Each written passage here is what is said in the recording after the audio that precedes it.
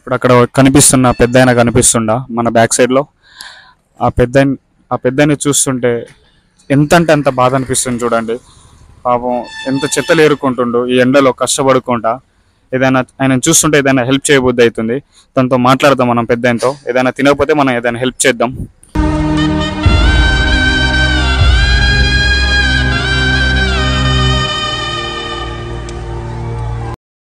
చూడండి అయితే ప్లేట్స్ కూడా ఇక్కడే ఉన్నాయి.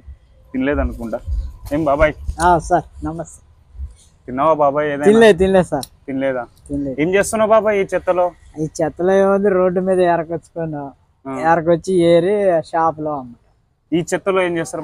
ఇక్కడ కాదు, బయట అవతలనే ఏరకొచ్చుకొని ఇగో ఈ బస్తాలో తీసుకొచ్చి పోసి. ఎంత వస్తాయి బాబాయ్ అమ్మితే? వీటికి ఏమి రా, ఇందాక అమ్మేసా. అమ్మితే 32 రూపాయలు వచ్చింది. 30 రూపాయలు చాలా తక్కువ. తిన్నావా మరి ఏదైనా? ఏం తినలేదు. ఏం తినలేదా? ఎవరు లేరా మరి నీకు? పిల్లలు లేరు. భార్య వెళ్ళిపోయింది. ఎన్ని సంవత్సరాలు అవుతుంది ఇక్కడికి వచ్చి? ఇక్కడికి వచ్చి 6 నెలలు అయింది.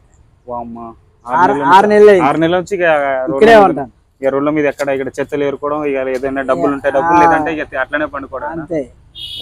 అగో నా చెద్దర్లు అవి అక్కడేనా పండుకునేది?